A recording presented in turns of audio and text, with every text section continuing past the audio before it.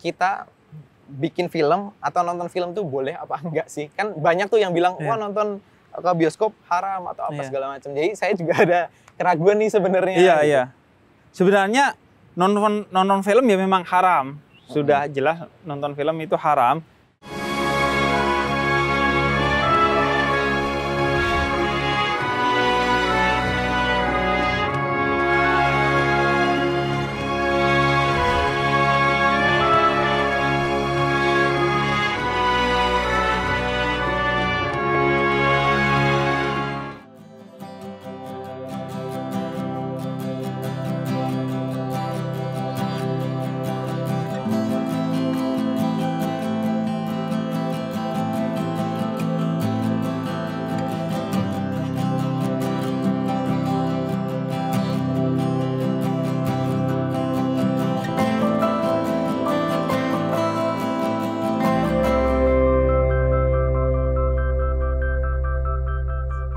Lagi nungguin Mas Reza, tapi masih belum datang. Dari terang sampai gelap, tetap saja belum datang. Tapi kayaknya bentar lagi datang. Jadi Mas Reza ini seorang sutradara muda yang sukses filmnya, baik di dalam maupun di luar negeri, baik dari jumlah penonton maupun dari penghargaan-penghargaannya. Assalamualaikum. Waalaikumsalam. Maaf Habib, saya terlambat. Mas Riza, apa kabar? Alhamdulillah baik. Alhamdulillah baik. Dari mana tadi, Mas? Dari rumah tadi. Dari rumah tadi Iya, ya. dari rumah. Kita sebenarnya lagi di Jogja, di Pantai Parangtritis. Iya. Malam-malam ya gak apa-apa lah kita ngobrol, Mas Riza ya. Nah, Mas Riza, tadi sudah diperkenalkan sedikit seorang sutradara ya. Iya. Oh, umur berapa? Umur tebak, umur saya berapa? 27 kayaknya. Iya, nyerempet, saya 26. Oh, 26. 26. Jauh lebih muda dari saya. Saya umur 26 masih di kos-kosan main game. Ini sudah bikin film sukses. 26. Ya. Basic memang di broadcast. Ya, basicnya broadcast, tapi ya alhamdulillah sekarang jalur karirnya di film. Di film. Awalnya dulu kuliah, terus saya bikin film pendek termasuk film Makmum itu di tahun 2015. Saya bikin waktu masih mahasiswa. Masih mahasiswa. Dulu jurusan penyiaran, broadcast. Penyiaran. Ya. Di Jogja, di MMTC. Oh, di Jogja. Nah, kemudian bikin film Makmum. Ya. Itu film pendek awalnya. Film pendek. Tugas kuliah 8-9 menit. Bukan, itu kami iseng aja. Maksudnya kayak pengen belajar gitu. Karena sebenarnya kalau di penyiaran kan memang fokusnya bukan untuk film ya. Ada program variety show dan segala macam gitu. Nah, kami anak-anak yang suka bikin film, suka sama film, akhirnya yaudah kita bikin film. Saya isengnya biasanya makan mie instan, tidur-tiduran rebahan. Tapi saya juga suka itu. Isengnya bikin film ya. Oh ya, jadi 2015 film itu. 8 menit. 8-9 menit lah. Film pendek ya. Dan kemudian dirilis Pertama kali sebenarnya setahun setengah itu keliling dulu, Habib. Jadi ke festival, ke screening-screeningan, dan alhamdulillah juga dapat apresiasi di festival nasional, bahkan sampai Spanyol juga, alhamdulillah. Oh, sampai Spanyol? Iya, bahkan saya sebenarnya nggak tahu ya orang Spanyol apakah mereka juga sholat gitu, tapi ya alhamdulillah di sana dapat apresiasi dan dapat penghargaan juga. Oh, gitu. Terus di-upload di YouTube? Akhirnya di-upload di YouTube karena menang di salah satu festival di Indonesia. Di-upload sama pihak festivalnya, sampai di awal tahun 2017 mulai views-nya lumayan banyak. Oh, jadi ada waktu masih biasa aja? Iya. 2017 baru? 2017 baru. Jadi mungkin sekitar 2-3 bulan setelah di-upload sama pihak festivalnya di akhir 2016. Baru akhirnya mulai masuk ke Instagram, ke Facebook. Itu sampai sekarang ada? Masih ada.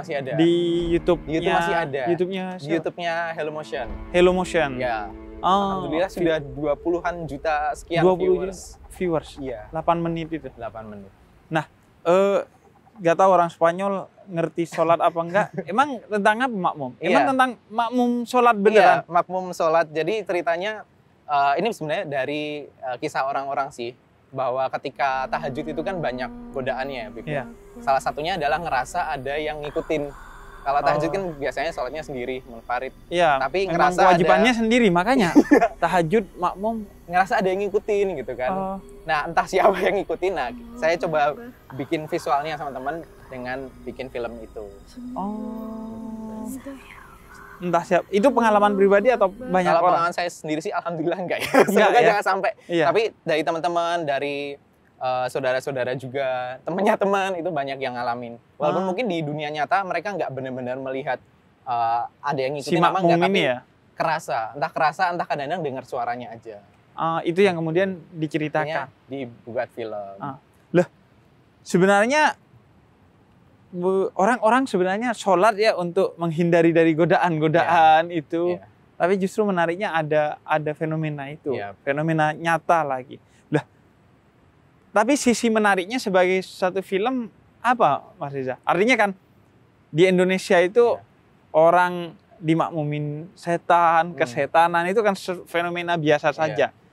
Sisi menariknya film ini apa berarti? Nah, justru karena si setan itu sebenarnya, karena Indonesia kan akrab banget dengan budaya setan ya, hantu, mistis gitu. Jadi Valentine bukan budaya kita, kesetanan budaya kita. Iya. Jadi ketika divisualisasi yang ngikutin itu bentuknya serem, nah itu akhirnya jadi mungkin orang-orang yang selama ini cuma bayangin doang, akhirnya jadi ada bentuk visualnya, ada wujudnya.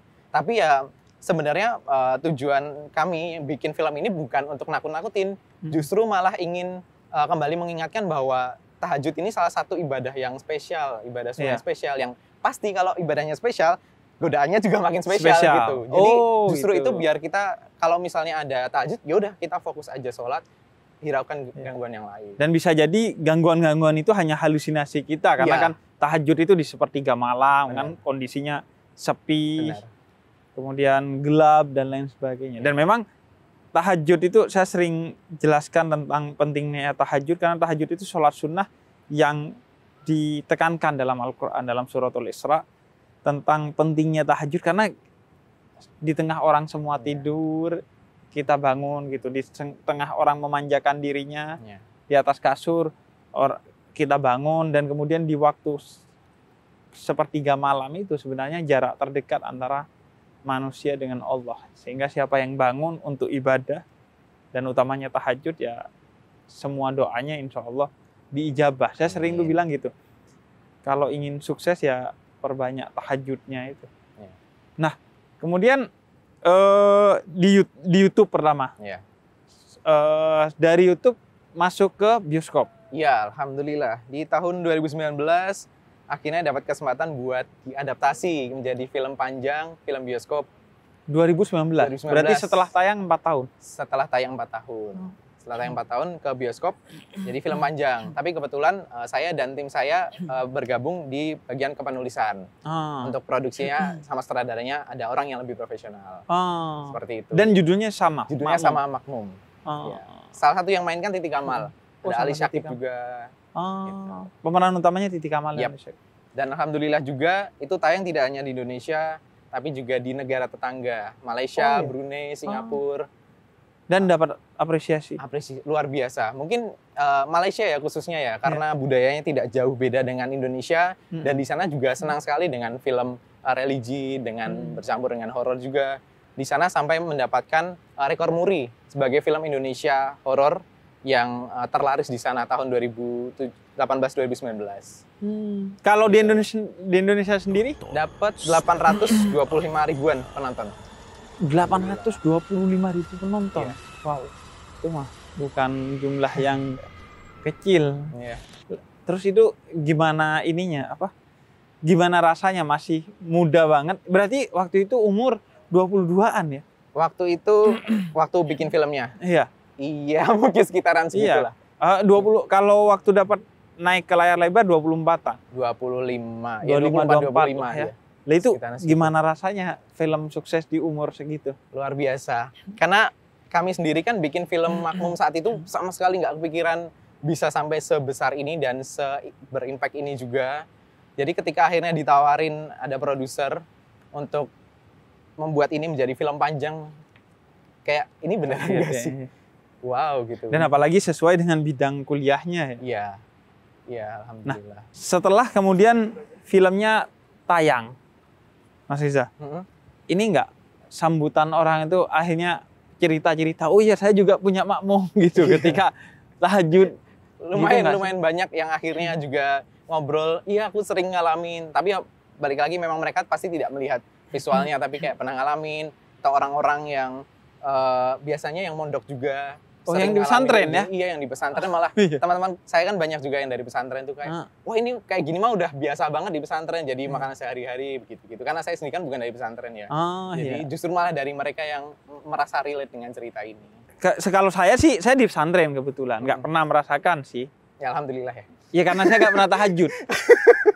Saya di pesantren nggak tahajud. jadi nggak pernah merasakan. Cuman ya selalu sih di dunia pesantren adalah cerita-cerita seperti itu sesuatu yang dekat dengan kita.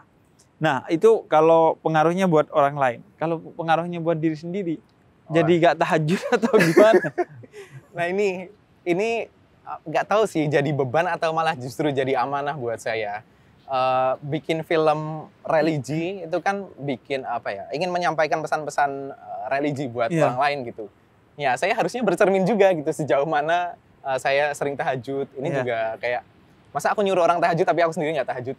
Nah, lebih ke arah situ sih. Ketika mau bikin orang lain baik ya, saya sendiri juga harus. Tapi baik. Ketika itu memang rajin tahajud atau suka tahajud atau hanya karena cerita orang lain?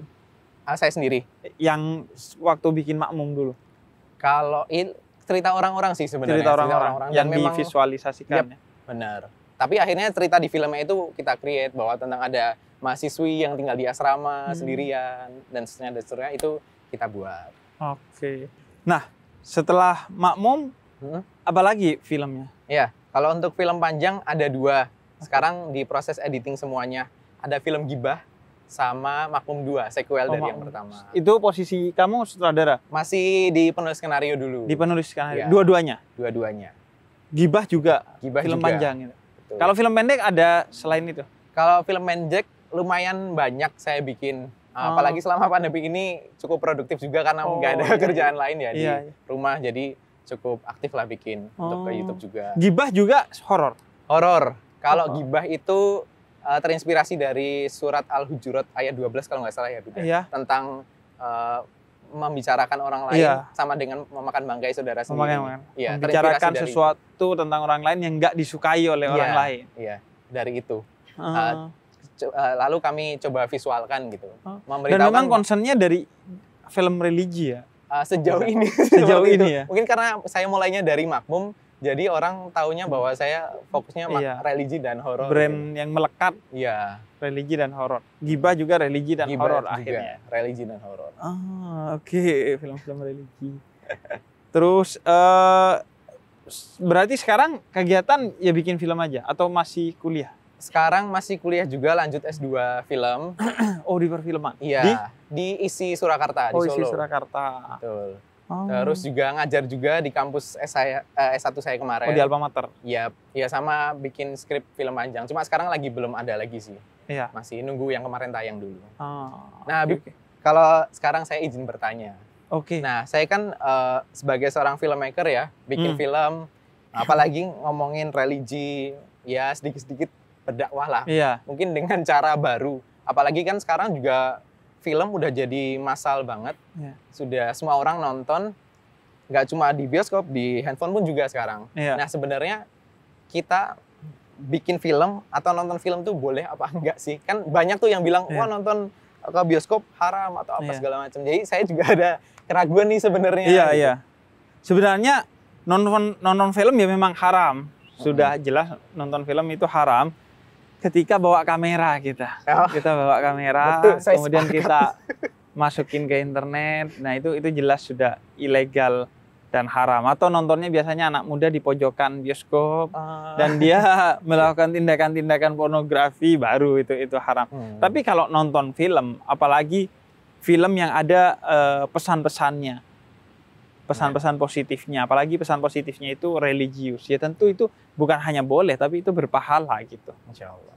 Jangankan itu, film yang menghibur saja, yang unsur hiburannya tidak ada unsur-unsur yang negatif, tidak ada unsur pornografi, tidak ada unsur menjelekkan orang lain, menebar kebencian, sekedar menghibur itu saja boleh dan berpahala gitu. Karena menghibur orang lain itu idkhalus surur fi qalbil ikhwan, membahagiakan orang lain itu adalah ibadah gitu. Bahkan ibadah termulia di sisi Allah.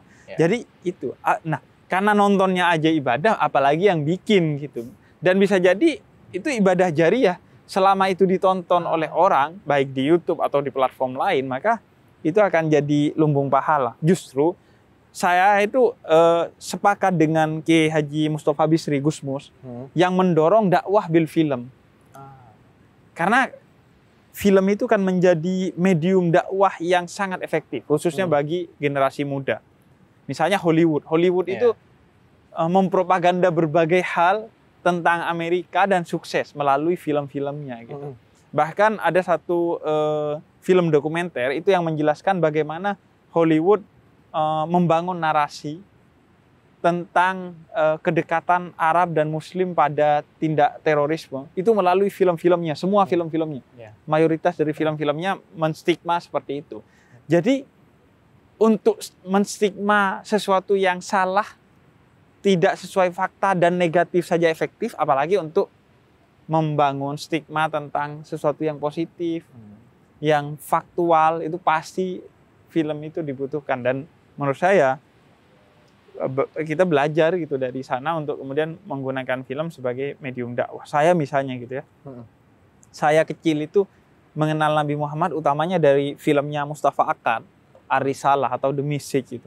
Jadi mengenal Nabi Muhammad itu dari sana gitu, karena nonton film itu gitu. Jadi menurut saya dakwah bil film itu harus, bukan hanya boleh, digalakkan lagi gitu. Apalagi dilakukan oleh anak muda gitu. Dan ya akhirnya kita berbagi tugas lah. Akhirnya saya yang dakwah bil YouTube, kamu yang dakwah bil film gitu. Nanti ada yang dakwah bil lukisan, ada yang dakwah bil musik, dakwah dengan musik. Semua itu, mau film, musik, media sosial, itu ketika digunakan untuk dakwah ya berpahala. Ketika digunakan untuk keburukan, ya itu buruk gitu, berdosa. Dan kalau nggak digunakan ya orang lain akan menggunakannya sehingga kita akan ketinggalan. Dan umat Islam itu justru PR-nya di sana. Masih dakwahnya cenderung konvensional. Padahal dakwah itu kan sebenarnya dalam tanda petik ya propaganda ya kalau di orang luar. Nah, itu seharusnya sudah memanfaatkan semua kemajuan teknologi dan termasuk film dan lain sebagainya sih sebenarnya harusnya. Jadi kalau saya sih justru mendorong gitu perfilman Indonesia dan perfilman Islam tuh harus maju. Apalagi di beberapa negara Arab kan perfilman itu jadi media dakwah yang sangat efektif, bahkan film-film pendek. Saya tuh dari dulu memang membayangkan, makanya mungkin suatu hari kita bisa kolaborasi gitu. Siap. Jadi membayangkan kalau ada satu hadis, satu kisah, satu ayat tadi itu dibuat jadi film pendek, itu pasti akan lebih melekat gitu kepada khususnya anak-anak ya. Karena itu Wali Songo itu biasanya bikin nyanyiannya itu nyanyian anak. Oh iya. Karena memang paling penting dakwah itu ke anak-anak karena jangka waktunya akan panjang dan paling mudah gitu. Generasi masa depan ya. Iya, generasi masa depan. Jadi oke tuh. Dukung banget, bahkan bukan hanya dukung. Insya Allah kalau ada kesempatan kerjasama ya kerjasama untuk perfilman Islam dan Indonesia. Ini saya ngerasa ada makmum juga karena terlalu gelap tempat syutingnya ya. Nggak tahu tim kreatif ini kenapa saya dibawa ke sini. Apa karena mau merasakan langsung makmum-makmum yang ada di sini? Saya nggak tahu. Tapi Pantai Parangtritis kita dari sore di sini seru banget. Jogja juga seru banget. Dan kultur Jogja yang seru itu yang melahirkan orang-orang kayak Mas Riza dan lain-lain yang kreatif dan tetap membawa nilai-nilai budaya, nilai-nilai agama dalam kreativitasnya. Ya, terima kasih Mas Riza. Ya, sudah sama-sama. mau diundang di suasana horor gini. Dan terima kasih sudah berbagi cerita dan menginspirasi teman-teman untuk berdakwah sesuai dengan bidang yang teman-teman geluti masing-masing. Dan jangan lupa subscribe Cahaya untuk Indonesia, share juga, komen juga, like juga, dan nyalakan loncengnya agar kalian dapat dakwah-dakwah yang asik seperti sekarang, tapi juga punya nilai buat kalian ambil sebagai manfaat. Oke, wassalamualaikum warahmatullahi wabarakatuh.